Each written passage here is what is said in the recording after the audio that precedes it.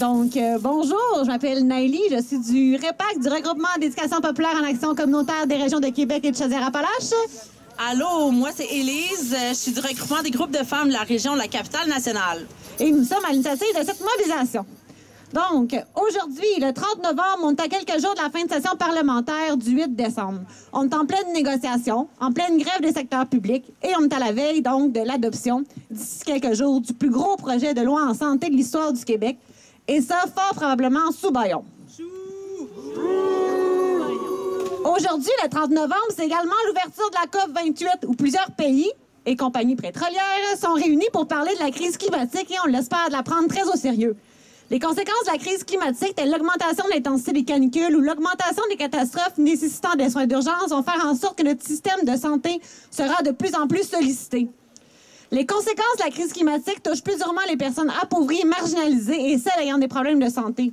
Leur droit à des soins de santé adéquats est carrément menacé par le projet de loi 15 qui va créer un système de santé à 2 vitesses. Aujourd'hui, le 30 novembre, on est aussi au cœur des 12 jours d'action contre les violences faites aux femmes. La thématique cette année, c'est précarité genrée, violence ignorée. Alors clairement, c'est à propos parce que le projet de loi 15 va accentuer les problèmes dans le système de santé, accentuer la précarité des femmes puis les violences institutionnelles dans le réseau de la santé. Puis alors qu'une importante réforme se prépare, on aurait pu croire que des mesures d'inclusivité, telles l'application du principe de Joyce, seraient à l'ordre du jour. Eh bien, non. D'ailleurs, aucune représentant des personnes autochtones, des personnes racisées ou des personnes sans statut n'ont été invités à nommer ce qui les préoccupe et ou à partager leur expérience dans le réseau de la santé et des services sociaux. Donc, quand le ministre Dubé dit qu'il veut rendre le système de santé plus efficace, bien, on comprend qu'il veut le rendre plus efficace, mais pour une certaine partie de la population seulement. Le projet de loi 15 qui a été déposé en mars, on le sait, avec ses 300 pages, environ 1000 articles qui viennent modifier 37 lois différentes. Le gouvernement, en fait, il en fait un acharnement en ce moment parce qu'il met en place beaucoup trop vite et mal un projet de loi mammouth avec des consultations clairement insuffisantes. Le PL15 est en train d'être décidé sans consensus social. Il y a plus de 250 groupes qui ont signé une lettre qui a circulé beaucoup à la fin octobre pour signifier leur mécontentement par rapport au PL15. Puis pourtant, le gouvernement garde ses œillères puis va de l'avant. Alors, on est en colère. On est en colère parce que le PL15, c'est un manque de compréhension de ce que sont les organismes communautaires et leur autonomie. C'est supposé être full rythmé, je suis désolée. On est en colère parce que le PL15, c'est une centralisation du système de santé qui enlève pouvoir aux régions et pouvoir citoyen. Le PL15, c'est Santé Québec, qui est une invasion du privé en santé, avec Dubé qui veut mettre au top de Santé Québec des top guns du privé pour prendre des décisions sur la santé. Santé Québec, c'est une instance qui éloigne le gouvernement de son imputabilité. Le PL15, c'est un recul démocratique avec l'abolition des comités d'usagers locaux, avec moins de possibilités pour les groupes communautaires de faire entendre ses préoccupations. Et une mise sous tutelle de la pratique sage-femme par l'imposition d'une direction médicale au-dessus des sages-femmes. La santé, on le sait, c'est un des nombreux services publics qui sont en ce moment sous-financés. La grève des secteurs publics, la grève des professeurs, les négociations en cours avec les infirmières et autres professionnels de la santé nous démontrent l'incapacité du gouvernement de vraiment prendre au sérieux la situation. Legault et Dubé doivent réaliser que sans investissement massif dans les services publics, le filet de sécurité qui nous permet de vivre en santé, en sécurité et dignement, ben, il s'affaiblit dramatiquement. C'est toute la société qui en paie le prix, particulièrement les femmes. Car il faut encore se le rappeler, tout recul dans l'organisation et l'offre des soins a un impact directement sur les femmes parce qu'elles sont majoritaires en tant que travailleuses en santé et en services sociaux, majoritaires dans le communautaire et principales usagères des services de santé. On dirait que la CAQ accorde moins d'importance, de valeur, de reconnaissance envers le travail des femmes. Tarifé privatisé, c'est pas notre projet de société! Tarifé privatisé, c'est pas notre projet de société! Tarifé privatisé, c'est pas notre projet de société! Tarifé privatisé, c'est pas notre projet de société! Notre santé est menacée si vous la privatisez! Notre santé est menacée si vous la privatisez! Notre santé est menacée si vous la privatisez! Notre santé est menacée si vous la privatisez! Santé Québec, c'est bidon, le baillon, c'est non! Santé Québec, c'est bidon, le baillon, c'est non! Santé Québec, c'est bidon, le baillon, c'est non! Santé Québec, c'est bidon, arrière. Gouvernement se désengage. Pour les femmes, c'est plus de charges. Gouvernement se désengage. Pour les femmes, c'est plus de charges. Gouvernement se désengage. Pour les femmes, c'est plus de charges. Gouvernement se désengage. Pour les femmes, c'est plus de charges. Alors aujourd'hui, on est ici pour faire entendre la voix de plusieurs organisations qui craignent pour l'accessibilité, la gratuité, l'universalité de nos soins de santé au Québec, pour notre démocratie, pour la santé des femmes, pour la santé de la population. La santé, c'est un droit qu'il faut protéger et conserver. Alors, on invite Maxime Fortin de la Ligue des droits et libertés, section Québec, à venir prendre parole. Merci, Maxime.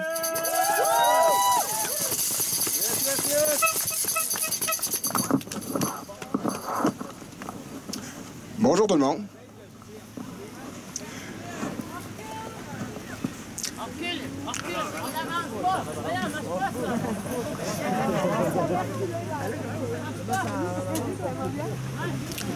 Vous savez, il y a de cruelles ironies au Québec. Pendant toute la pandémie, on a entendu parler de santé publique, de l'importance de la santé publique, des déterminants sociaux de la santé, de facteurs qui font en sorte que la population est en santé. On a même entendu parler de santé communautaire. Ça faisait quand même changement, je vous dirais. Pour une fois qu'on nous parlait d'autre chose que du nombre de médecins de famille, des temps d'attente dans les hôpitaux ou du temps d'attente pour les chirurgies. Mais la pandémie a bien fini par finir. Et puis, ben, qu'est-ce qu'on a fait? Ou plutôt, qu'est-ce que le gouvernement de la CAQ a fait? Il a ressorti la vieille maudite cassette. La vieille maudite cassette des gouvernements hospitalo-centrés, obsédés par le curatif et les indicateurs quantitatifs. Pire, la CAQ a décidé d'en ajouter une couche. En amenant une bonne dose de privatisation, question d'être cohérente avec son programme néolibéral, puis, on se l'imagine de faire plaisir à ses amis du secteur privé, entrepreneurs en santé. Le PL15, c'est pas un cheval de Troie. C'est un bélier législatif. Un bélier législatif pour consolider la place du privé en santé. C'est aussi un recul important pour le droit à la santé. Pourquoi? De un, parce que le privé en santé, c'est synonyme de tarification. Puis la tarification, ben, ça a toujours été un frein à l'accessibilité et ça a toujours nui à l'accessibilité. Ou encore, ça crée un système à deux vitesses. De deux, parce que le PL15 abolit les espaces citoyens l'espace citoyen de consultation et de participation. Ces espaces-là qui permettaient aux gens, aux communautés, d'avoir un contrôle, d'avoir un pouvoir sur leur santé, sur leurs conditions de santé. Essentiellement, le PL15, ce qu'il nous dit, c'est que la santé, c'est l'affaire des médecins et des experts. Bref, le PL15, c'est aussi une façon d'imposer une approche curative, top-down, autoritaire de la santé à une population qui se fait exclure des lieux de décision. Pour toutes ces raisons, on doit dénoncer et on doit s'opposer au PL15.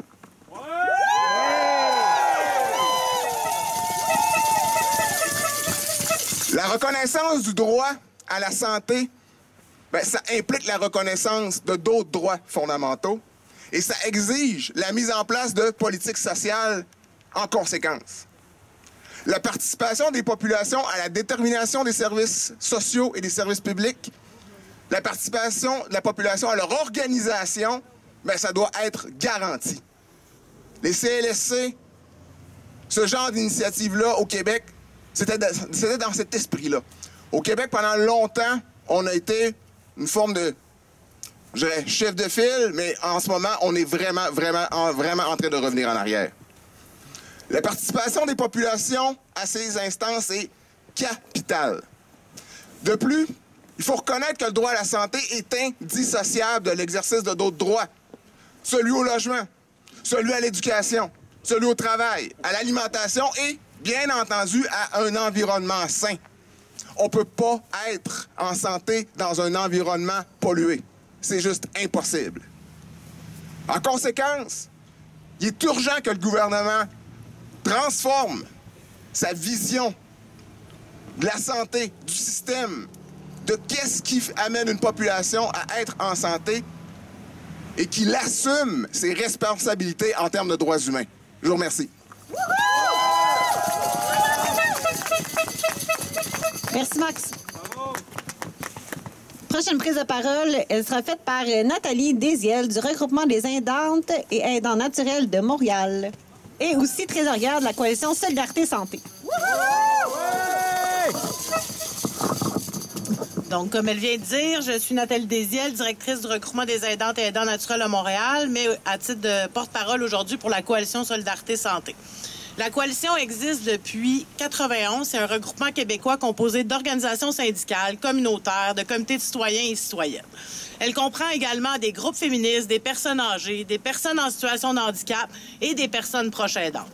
La défense des grands principes qui constituent les pierres angulaires du réseau de santé depuis sa mise sur pied, à savoir le caractère public, la gratuité, l'accessibilité, l'universalité et l'intégralité, sont à la base de toutes les interventions de la coalition Solidarité Santé. La coalition est ici aujourd'hui pour interpeller les députés de l'Assemblée nationale pour qu'ils freinent l'adoption de ce projet de loi centralisateur qui n'améliorera pas l'accès aux soins de santé dont nous avons besoin, bien au contraire. Le projet de loi 15 vient chambouler plusieurs pans du réseau de la santé et des services sociaux québécois. Pensons à l'hypercentralisation, à la perte de démocratie et à l'opacité à venir dans la gestion du réseau. Mais l'un des aspects les plus dangereux de ce projet de loi est qu'il met tout en place pour la privatisation de notre réseau de santé et des services sociaux. Avec le projet de loi 15, le gouvernement choisit d'orchestrer un système où l'État subventionne les compagnies privées pour qu'elles dispensent des soins de santé. On rassure la population en leur disant qu'elle n'aura rien à payer car cela est couvert par la carte Soleil, mais ce sont les Québécoises et les Québécois qui collectivement devront assumer des coûts beaucoup plus élevés en santé afin de couvrir la portion du profit inhérente à la médecine privée. De plus, la carte d'assurance maladie ne paiera pas indéfiniment ses soins de santé privés. Devrons-nous nous endetter pour accéder à des soins de santé de qualité? Le détournement des patients vers les soins privés ne soulage pas le réseau public, bien au contraire. Il est à la source des problèmes d'accessibilité. Les travailleurs de la santé ne poussent pas dans les arbres. Chaque travailleur au privé est un travailleur perdu dans le réseau public. Et les soins dans le marché privé ne visent pas à répondre aux besoins populationnels, à prévenir la maladie, mais bien à maximiser le profit en augmentant le volume d'interventions réalisées trop souvent pour les cas les moins urgents ou complexes. Le projet de loi 15 n'accélérera clairement pas le développement de la médecine, accélérera clairement le développement de la médecine privée au Québec. La santé n'est pas une marchandise, c'est un droit fondamental. Nous sommes également inquiets des mesures proposées dans le PL15 quant à l'autonomie des groupes communautaires. Selon son manifeste, la coalition Solidarité Santé s'oppose à toute orientation gouvernementale qui atrophierait le principe d'autonomie des groupes communautaires autonomes en les obligeant à agir en substitut ou dans le prolongement du mandat des établissements privés et publics, du même qu'à répondre à des priorités gouvernementales. En effet, l'action communautaire autonome constitue l'une des formes de participation citoyenne les plus importantes, les mieux organisées et les plus engagées pour la justice sociale au Québec. Ils ne sont pas un prolongement des services de santé et des services sociaux et ainsi devraient être libres de décider des actions qu'ils veulent mettre de l'avant. Toujours selon son manifeste, la coalition Solidarité Santé réaffirme la nécessité de garantir des espaces démocratiques qui permettra aux citoyennes et aux citoyens de faire entendre leur voix quant à l'avenir du système québécois de santé et des services sociaux. La participation démocratique ne doit pas se limiter à des sondages de satisfaction. Nous devons avoir le droit d'être informés, consultés et écoutés pour exercer pleinement notre pouvoir de décider. Dans une société démocratique, c'est aussi notre devoir de citoyen d'exprimer toute inquiétude face à des décisions gouvernementales. De plus, nous sommes préoccupés de la représentativité des groupes vulnérables. Nous sommes inquiets des compositions des conseils d'établissement selon l'article 107, qui seraient évidemment nommés par le Conseil d'administration de Santé Québec. Quelle sera la réelle représentativité citoyenne? Les personnes présentes pourront-elles réellement s'exprimer librement si elles sont choisies par le gouvernement lui-même? La démocratie, ce n'est pas seulement de voter aux 4 ans. Nous souhaitons un système de santé de première ligne, public et communautaire, au sein duquel les membres de la communauté ont du pouvoir d'être entendus et de participer aux changements souhaités. Par ailleurs, je tiens à mentionner aussi que d'écrire à son député, c'est un droit fondamental et que des menaces de harcèlement, par exemple, qui ont été reçues par des membres de notre coalition, bien, c'est inacceptable. De plus, nous savons très bien que la CAQ s'apprête à imposer l'adoption du projet de loi 15 sous bâillon, ce qui est tout simplement scandaleux. Le gouvernement est en train de revoir les fondements de notre système de santé et ce, non seulement sans avoir procédé à une véritable consultation, mais en plus en imposant le bâillon. C'est inacceptable.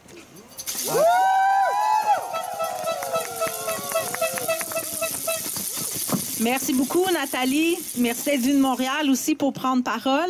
Puis effectivement, ça continue, hein, cette action-là d'envoyer des lettres à notre député, ministre, etc. Puis il faut continuer à le faire, justement, même malgré encore plus en face à ces menaces de supposé harcèlement. C'est absolument inacceptable. Maintenant, je vais laisser la parole à Roxane Lorrain, qui est co-coordonnatrice du Mouvement pour l'autonomie dans l'enfantement et membre de la Coalition pour la pratique sage-femme. À toi la parole. Bonjour. Donc, je viens vous parler d'un élément vraiment précis du projet de loi 15. Donc, en ce qui concerne là, tout ce qui est les propositions de changement concernant la pratique sage-femme. En fait, si vous ne le saviez pas, depuis 1999, la pratique sage-femme, elle est légalisée au Québec. Puis à ce moment-là, on peut dire que le gouvernement a osé faire le choix de préserver un modèle de pratique vraiment avec un modèle de gouvernance qui faisait en sorte que l'autonomie des sages-femmes était protégée et donc l'autonomie des femmes aussi dans leur droit de choisir le professionnel et le lieu de naissance. Avec le projet de loi 15, on voit vraiment un énorme recul, en fait, de ces droits-là qui avaient été préservés. En fait, la première chose, c'est que pour nous, il y a vraiment une mise sous tutelle qui est inacceptable de la pratique sage-femme dans le projet de loi 15. En fait, le projet de loi abolit l'ensemble des fondements, en fait, de la profession sage-femme qui a été légalisée dans les années 99. En fait, pour vous donner quelques exemples là, rapides, la façon dont les services sages-femmes fonctionnent en ce moment, c'est qu'il y a une coordonnatrice de la maison de naissance ou, par exemple, une responsable. Donc, elle a vraiment un rôle de coordination, alors que dans le projet de loi 15, on vient la transformer dans une chef de département et donc, on instaure vraiment un rôle hiérarchique à cette coordonnatrice-là. Il y a aussi le fait que cette chef de département-là devient sous l'autorité médicale, donc d'un médecin, qui va pouvoir avoir une incidence sur les règles de soins qui sont décidées pour les sages-femmes. On abolit aussi le Conseil des sages-femmes, qui est le lieu de décision pour les sages-femmes, dans le fond, de décider justement des soins, de l'organisation des soins, de la qualité des soins. Puis, les sages-femmes sont intégrées au Conseil des médecins, dentistes et pharmaciens. Donc, ça devient le CMDP-SF, avec une seule sage-femme, dans le fond, parmi tous ces médecins pour être capable de représenter finalement les sages-femmes. Pour nous, ces changements-là sont vraiment la mise sous tutelle des sages-femmes, dans le fond, sous l'autorité médicale. Puis, c'est vraiment la fin de la profession sage-femme telle qu'elle a été demandée, finalement, dans les années 80. Je voulais aussi vous mentionner que depuis le début, on se mobilise vraiment grandement. On a déposé des mémoires dans le cadre du projet de loi 15. On a aussi fait circuler une lettre ouverte qui a été signée par près de 13 000 personnes et organisations, dans le fond, qui s'opposent aux changements concernant la profession sage-femme.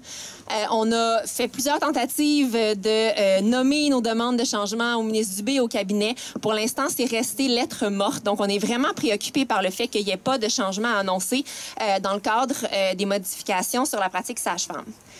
Si on est là aussi aujourd'hui, c'est parce que on parle beaucoup d'autonomie des sages-femmes, mais au fait, c'est l'autonomie des femmes qui est menacée par le projet de loi 15 dans le fait de pouvoir réellement choisir pour leur corps, par et pour elles-mêmes lorsque vient le temps de faire, d'accoucher et d'être suivie par une sage-femme. Donc, pour nous, ça compromet vraiment le droit des femmes de pouvoir faire des choix dans ce contexte-là. Je pense que j'ai pas mal pris mon temps. Je sais pas, j'en sais à combien de temps. Ce que je terminerai en disant que les sages-femmes n'ont pas été réellement consultées. Nous, membres de la Coalition pour la pratique sage-femme non plus. Et pour nous, c'est vraiment très problématique parce que pour nous, les impacts et les conséquences du projet de loi 15 sur la pratique sage-femme et sur le droit des femmes est vraiment sous-estimé avec l'adoption de ce projet de loi-là. Et on demande donc au gouvernement de reculer parce que c'est vraiment inacceptable.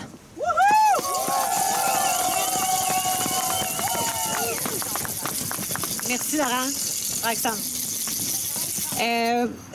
Dernière prise de parole, et non la moindre, celle de François Dupéry du Conseil central de Québec et de Chaudière-Appalaches.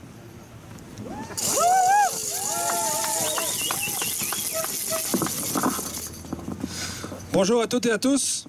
Donc, comme ma camarade Naëlie l'a dit, je m'appelle François Proulx-Dupéry. Je suis secrétaire général au Conseil central de Québec-Chaudière-Appalaches de la CSN. Mais de formation, je suis éducateur en centre jeunesse, pour être plus précis. Fait que des réformes, là, mes camarades puis moi, on en a vu passer une puis un autre depuis les dernières décennies. Le PL15, là, il est dans la continuité de deux réformes majeures dont on ne s'est même pas encore remis. On parle de la loi 30 qui a amené une première vague là, de fusion d'établissements pour créer les C3S au début des années 2000, puis qui venait jouer là, dans toute l'organisation du travail puis la liberté d'association carrément des syndicats en créant des catégories d'emploi. Ensuite, il y a eu la loi 10 vers 2015, 2016, 2017, qui s'est placé tranquillement, qui est venu fusionner toutes ces C3S-là avec les établissements des réseaux qui s'occupaient des services sociaux, de la réadaptation, pour créer là, carrément là, des gigantesques structures régionales, les CIS puis les CIUS. Encore là, on est venu fusionner de force des syndicats dans le processus. Chou, certains. En centralisant à l'extrême, ces deux réformes-là, dans le fond, ils ont éloigné les services à la population, puis ont créé des monstres bureaucratiques complètement dysfonctionnels puis hospitalo-centrés. Au passage, on en a profité pour élargir la place du privé dans le réseau. Autant en termes de soins donnés au privé, mais remboursés par le public, que du recours à des agences de placement pour pallier au manque de personnel. Puis là, le gouvernement arrive avec l'ultime réforme. Il veut fusionner l'ensemble des services de santé et de services sociaux au Québec en prenant les différents CCCIUS puis les CHU, dont on vient à peine de commencer à comprendre le fonctionnement, pour les remplacer par une agence nationale centralisée. Un employeur unique qui est censé organiser et planifier l'ensemble des services à la grandeur de la province. Le PL15, là, dans le fond, là, c'est une réforme de trop. Contrairement à ce que dit le ministre, cette réforme vient centraliser, comme on le disait, à l'extrême les prises de décision en santé et services sociaux avec la création d'un seul employeur, Agence Santé Québec. Comment le ministre peut-il défendre la décentralisation quand il abolit l'ensemble des structures régionales pour en créer une seule? Comment peut-il défendre cette décentralisation? Impossible. Le PL15 là, de la CAQ est dans la lignée de toutes les réformes précédentes. Ça traduit une volonté de contrôle, une volonté de centralisation qui est complètement illusoire si le but est d'améliorer les affaires puis les choses au quotidien. Ça s'inscrit aussi dans la lignée de privatisation graduelle du réseau des années de coupure, de compression puis d'austérité qu'on subit depuis des décennies. Le PL15, c'est placer le privé puis le public sur un pied d'égalité, carrément. C'est dire haut et fort au monde, on s'en calisse de donner des services universels à l'ensemble des Québécoises et des Québécois. T'as des assurances, t'as du cash, ça va aller vite. Mais si t'es serré dans tes finances ou si t'es pauvre, ben on s'entorche de toi. Tu te feras soigner quand ça va donner ou ben tu crèveras, tabarnak. Peut-être qu'il y en a qui trouvent ça dur, ce que je dis, ben c'est rien que la vérité. Qu'est-ce qui va arriver quand ils vont ouvrir leurs hôpitaux privés? Qu'est-ce qui va se passer avec la main-d'œuvre, hein? C'est déjà commencé. Exact. On est déjà en pénurie critique partout dans l'ensemble des types d'emploi du réseau de la santé et des services sociaux. On va pas faire apparaître du monde comme ça en se concentrant bien fort. Ça marche pas, ça! Ce qui va arriver, je vais vous le dire, c'est qu'il y a plein de travailleuses et de travailleurs qui vont quitter les réseaux pour s'en aller dans le privé. On l'a déjà vu, on l'a déjà constaté, ça, avec les autres réformes. Il va y avoir un exode du personnel. Simplement comme ça. Les conditions se dégradent. C'est de plus en plus dur pour les travailleuses alors qu'elles finissent par décrocher et aller dans des agences qui sont capables de leur offrir des conditions de travail meilleures, plus viables. Puis après, elles reviennent dans le réseau par la porte d'en arrière à gros prix. Résultat, nos services publics vont encore plus mal puis sont encore plus mal en point.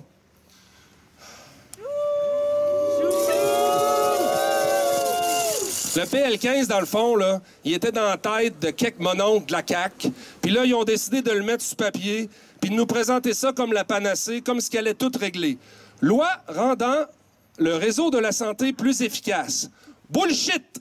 Mon œil, tabarnak! Si Dubé avait voulu être transparent, il aurait dit PL15, loi privatisant le réseau de la santé et des services sociaux au Québec. C'est ça qu'on veut? Non! Ce qui est plus dégueulasse là-dedans, là, c'est que le ministre, là, il s'en va de l'avant sans avoir consulté personne. Pas les syndicats, pas les groupes de défense des droits, pas les groupes de femmes, rien pantoute. Coudon, la CAQ, là, elle sait-tu qu'il y a des groupes sociaux puis des syndicats qui ont des solutions à proposer? Elle sait-tu que ça fait des décennies puis des années qu'on travaille là-dessus?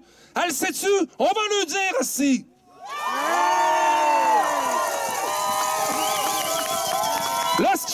Là, ce qu'il faut faire au plus Christ, là, c'est d'inverser complètement les paramètres. Il faut, premièrement, démocratiser le réseau de la santé et des services sociaux, notamment en plaçant du monde de la société civile sur toutes les CA pour qu'ils puissent jouer leur rôle de chien de garde. Le gouvernement ne peut pas créer des structures puis ensuite placer des hauts fonctionnaires un peu partout où il veut pour complètement sortir la parole citoyenne des établissements. C'est peut-être pas illégal, mais c'est immoral. Deuxièmement, il faut décentraliser notre réseau. Puis ça ne veut pas dire de créer encore des structures toujours plus grosses. C'est quoi la prochaine réforme? On va nous dire qu'il faut fusionner avec l'Ontario, câlisse? Faut revenir à la base. Faut faire confiance à notre monde. Ils sont sur le plancher, ils ont les deux mains dedans, ils savent c'est quoi qu'il faut faire, ils ont les solutions, il faut les écouter. La troisième affaire, faut déprivatiser notre réseau qui l'est déjà ben trop, en commençant par abolir les agences de placement privées.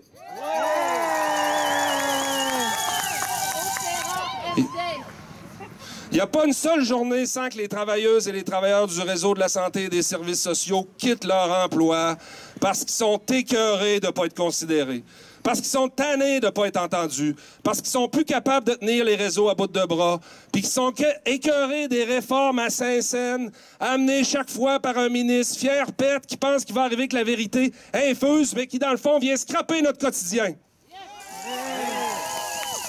Dubé, avant qu'il soit trop tard, faut reculer. Retire ton PL15. Solidarité.